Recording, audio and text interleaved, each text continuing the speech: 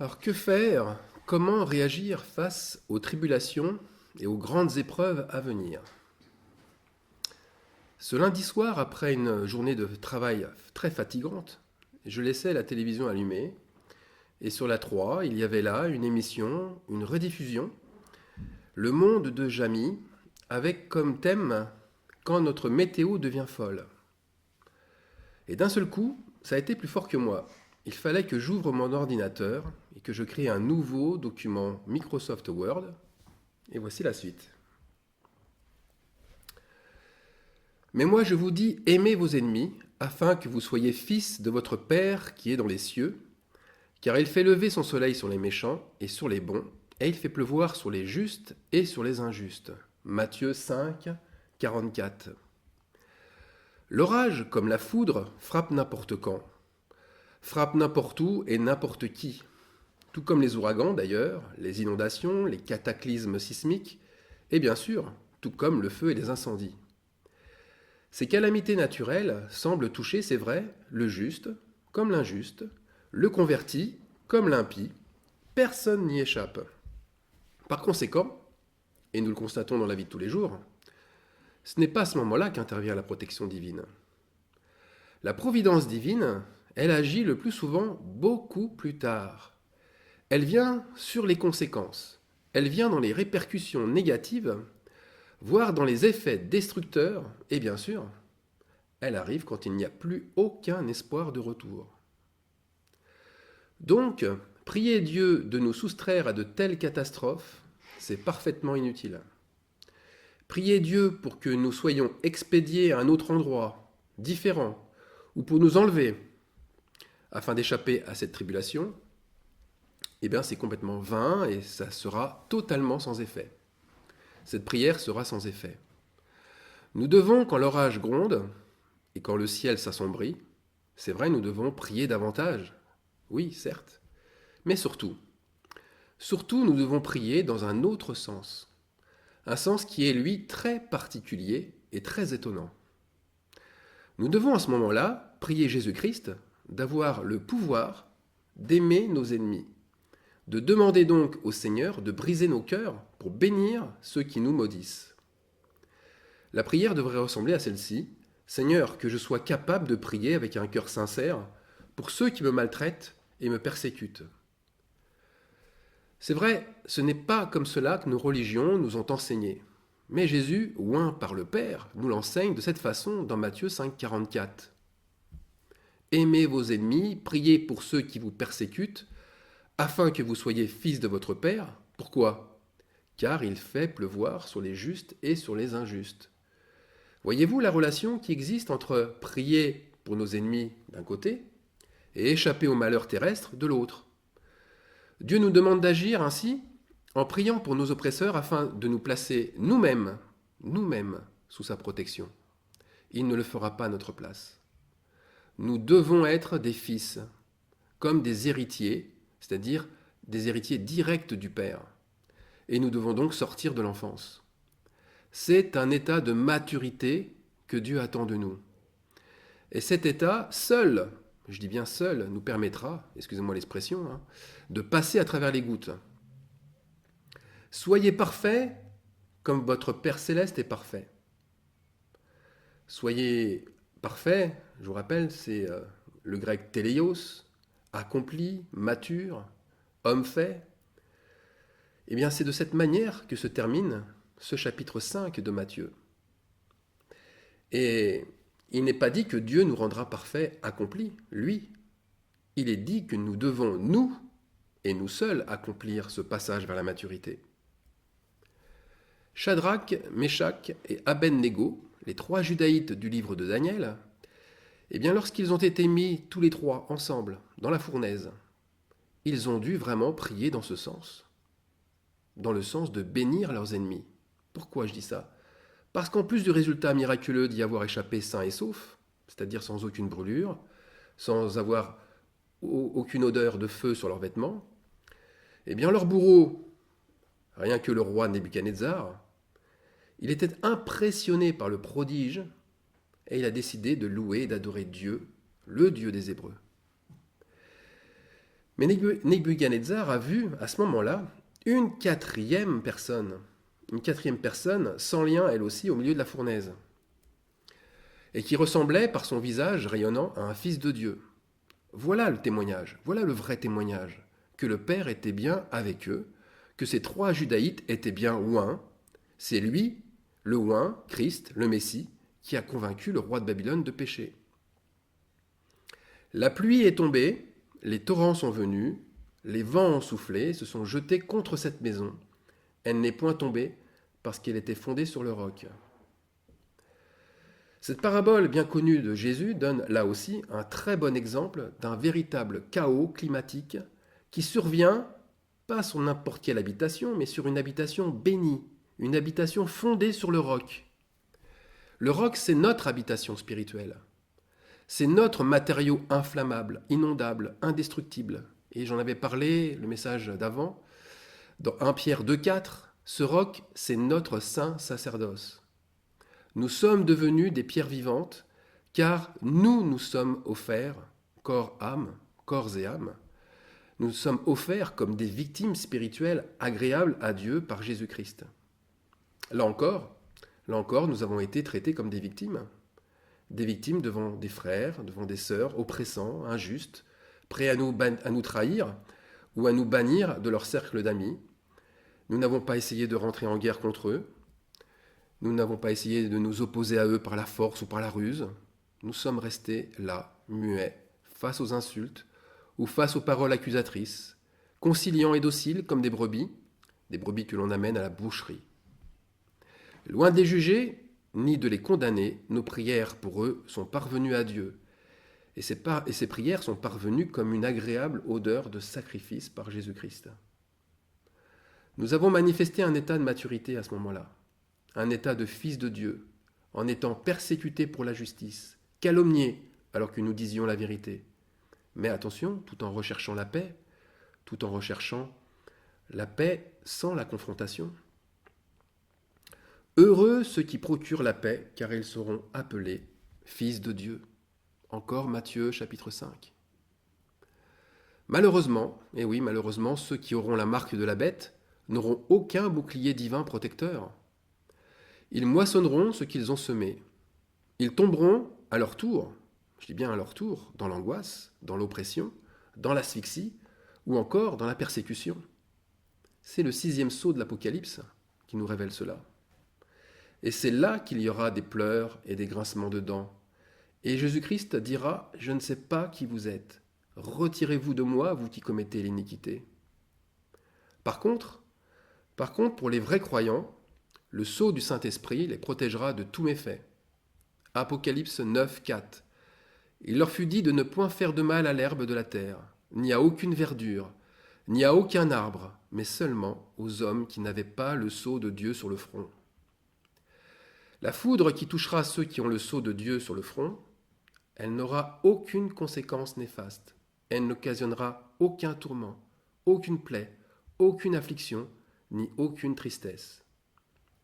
Jésus prend l'exemple lui aussi de phénomènes naturels imprévisibles. Tout ça pour expliquer cette mise à part spirituelle.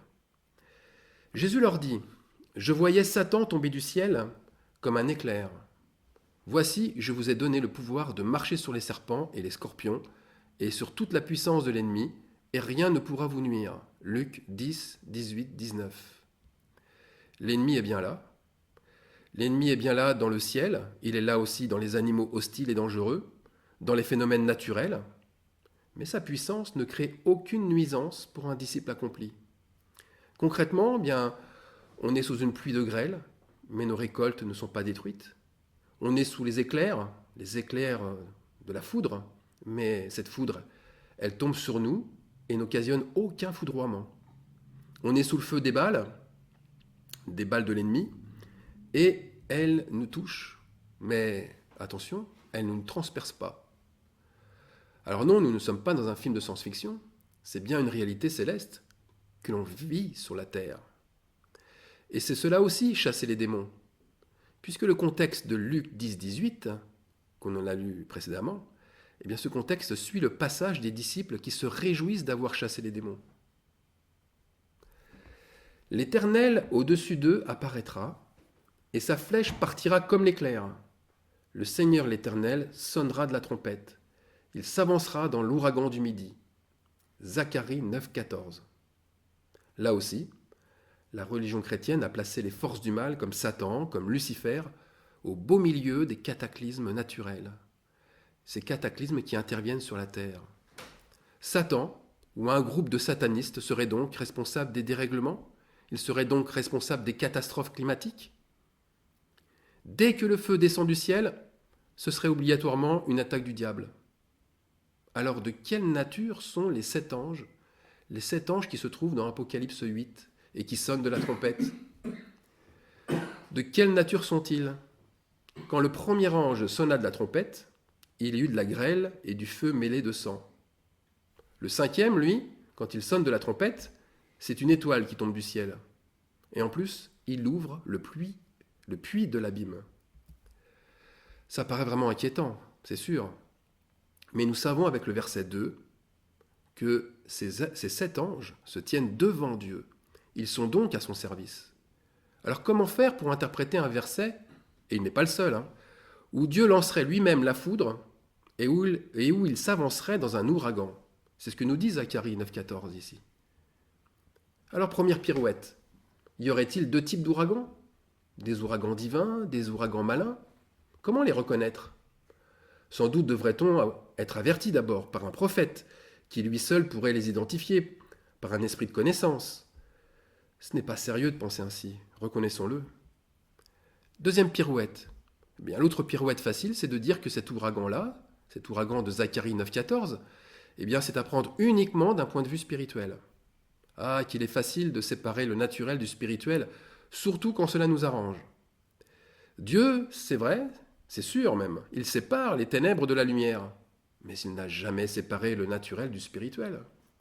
Il se fait même un point d'honneur à ce que l'un soit le révélateur ou le témoin de l'autre.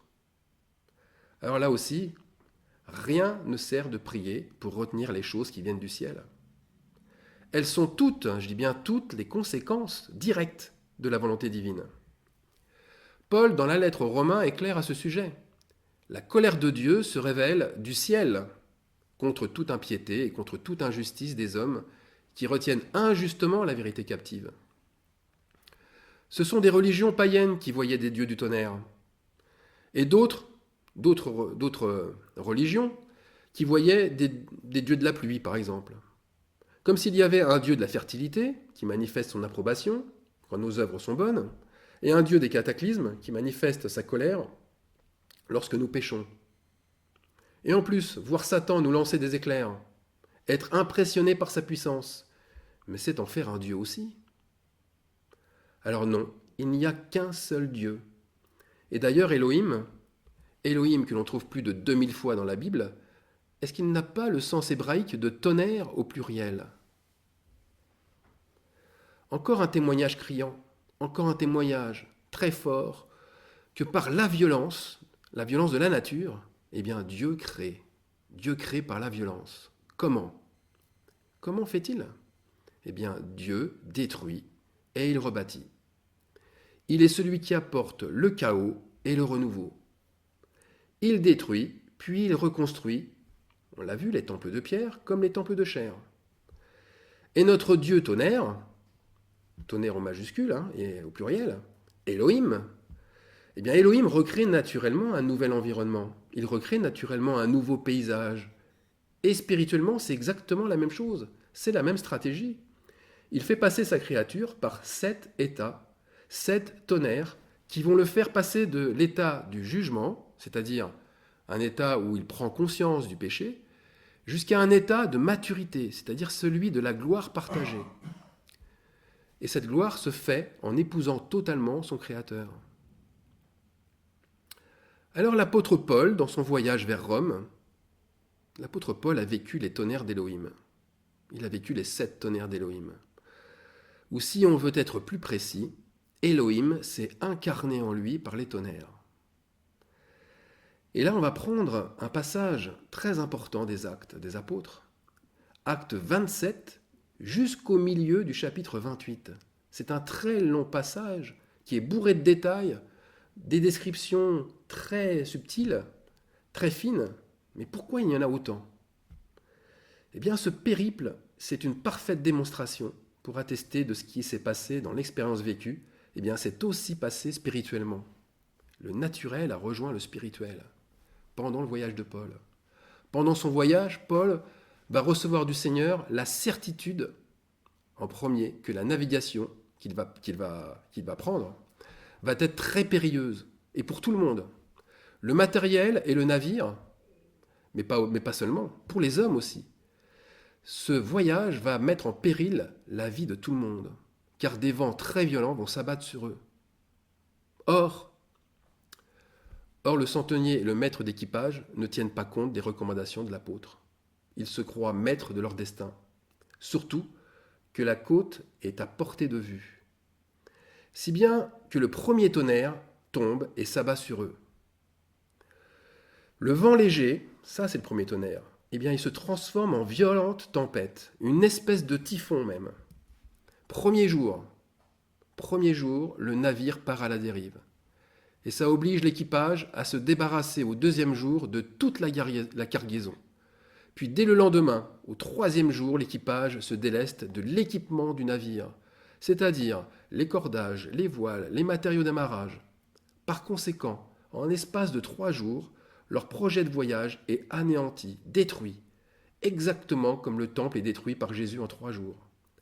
Ils sont tous dans l'obscurité la plus complète et la plus profonde. Pendant plusieurs jours, on ne voyait ni le soleil ni les étoiles. Et ils dérivent, et ils ne contrôlent plus rien. Donc, rien ne présage de bon. Ils n'ont plus leur destin entre leurs mains. Et leur espérance de vie, elle s'envole complètement. Mais c'est alors que Paul reprend la parole. Paul annonce qu'il aurait fallu l'écouter lui, mais que maintenant, rien n'est terminé. Car un ange de Dieu lui est apparu pendant la nuit, et s'ils remettent leur sort entre ses mains, c'est-à-dire s'ils remettent leur sort entre les mains du Seigneur, eh bien ils seront tous sauvés en échouant sur une île. Le discours de Paul à ce moment fait l'effet d'un deuxième tonnerre. Un tonnerre comme celui d'une repentance. Et le fruit de cela, ça va être l'obligation justement pour l'équipage, l'officier et ses soldats, de se débarrasser de la chaloupe de survie. Cet acte a un sens spirituel très profond. C'est alors une confirmation de leur soumission à l'Esprit divin qui anime Paul. Ensuite, nous pouvons le lire, c'est au 14e jour, sur les conseils de Paul, que leur jeûne cessa et qu'ils se remirent tous à manger. Et maintenant, au verset 33, nous lisons que le courage général est revenu. Paul ayant rompu le pain en rendant grâce devant tous, eh bien, il va montrer là le symbole d'une communion juste entre tous. Ils sont tous en parfait accord les uns avec les autres. Jésus-Christ est au milieu d'eux. Ce troisième tonnerre, physique comme spirituel, eh bien, il va marquer en fait l'abandon total en Dieu. Et ce troisième tonnerre va être confirmé par le quatrième qui va suivre immédiatement, le sacrifice. Puisqu'ils vont renoncer en abandonnant tout jusqu'à leur dernier moyen de survie, c'est-à-dire que tous les sacs de blé vont être jetés à la mer par-dessus bord. Alors ce périple est effrayant. Il est effrayant puisque tous auraient dû périr, comme Paul et ses compagnons aussi. Et ce témoignage rend une fois de plus un témoignage qui montre que c'est bien dans la tempête que Dieu agit. C'est bien au milieu de la tempête que Dieu agit et qu'il ne met pas ses enfants en sécurité. Il ne les met pas sur la terre ferme ou au fond d'une cale, bien nourris, bien au chaud et loin du danger, mais qu'il met au contraire ses enfants en première ligne, face au danger, et qu'il agit avec eux. 5e coup de tonnerre, le salut. 276 personnes furent sauvées à ce moment-là. Et même les prisonniers échappèrent à une mort certaine, grâce au cœur changé du commandant. Le commandant qui n'écoutait plus à ce moment-là ses instincts, ou qui n'écoutait plus le capitaine du navire, mais qui maintenant s'en remettait complètement à Paul. L'officier refusa d'exécuter les prisonniers, et il les laissa regagner l'île à la nage, comme tous les membres du bateau d'ailleurs. Et lorsqu'ils virent la côte proche et le bateau se casser par l'arrière, eh bien tous rejoignirent la côte, immergés, comme baptisés dans cette mer. Vraiment l'exemple pour confirmer leur repentance. Alors, attention, cette expédition, on pense qu'elle est arrivée, ça y est, sur l'île et que tout est fini, mais non, elle va vivre encore un miracle. Un miracle en arrivant à terre sur l'île. Et là, on peut se poser la question, pourquoi Dieu a-t-il permis qu'ils échouent sur une île où la réputation est si hostile? C'était l'île de Malte. Eh bien, c'était pour montrer justement qu'il y avait un 6e coup de tonnerre. Et ce 6e coup de tonnerre se fait dans l'adoption. Les barbares qui habitaient l'île, plutôt que d'éprouver de la cruauté et de la répulsion à leur égard, eh bien, ils vont avoir une réaction des plus surprenantes. Ces barbares vont avoir alors compassion d'eux. Une bienveillance peu commune. Ça, c'est ce que souligne l'écriture biblique. Ils vont en fait les adopter. Ils vont les accueillir comme leurs propres fils autour d'un grand feu. Alors, c'est pas fini. Pour couronner le tout, le 7e tonnerre, il va gronder au milieu d'une atmosphère de miracle et de délivrance. Paul et ses compagnons vont démontrer la toute-puissance de Dieu à travers la gloire du Père et à travers sa réputation. La réputation de Paul, elle va se développer et de la manière suivante. Après le constat de sa bonne santé et de sa survie, puisqu'il a été quand même mordu par un serpent vénéneux, premier constat, puis après la guérison du père de Publius, qui était l'homme le plus important de l'île, il va imposer les mains à son père et son père sera guéri. Paul, en fait, oint du Saint-Esprit, sera à l'origine de la guérison non seulement de cet homme, mais de tous les malades de l'île, parce que ces malades, on va lui amener. Et c'est Publius, dont le grec signifie populaire, qui rendra justement populaires les œuvres du Saint-Esprit par Paul et ses compagnons. C'est lui qui propagera sa réputation et sa gloire. Alors pour terminer, les disciples de Jésus-Christ repartiront, et ils repartiront après 3 mois en direction de Rome sur un navire appelé, tenez-vous bien, les Fils de Dieu. Comme si le Seigneur voulait encore apposer sa signature en témoignage des prodiges qui ont été réalisés en mer et sur l'île de Malte. Alors le bilan de tout cela. Le bilan, c'est que nous revenons, en fin de compte, au point de départ. Nous revenons au début du message. Aimez vos ennemis, afin que vous soyez fils de votre Père qui est dans les cieux. Car il fait lever son soleil sur les méchants et sur les bons, et il fait pleuvoir sur les justes et sur les injustes. Eh bien, le fait que sur le navire, confronté à une situation extrême, chacun aura été bienveillant l'un envers l'autre, et que chacun aura béni son prochain, même s'il est ennemi, cela a provoqué le salut plutôt que la perdition. Et les Maltais, eux aussi, ils ont réagi de la même manière. Ils ont réagi d'une très bonne manière face aux naufragés, car notre Dieu a fait pleuvoir sur les justes et sur les injustes. Pourquoi leur faire vivre une telle situation à tous? Eh bien, pour que des justes amènent des injustes au soleil de la repentance. Pour que des bons amènent des méchants à genoux, le dos courbé et invoquant Dieu sur leur vie, et qu'ils reçoivent une pluie de bénédictions.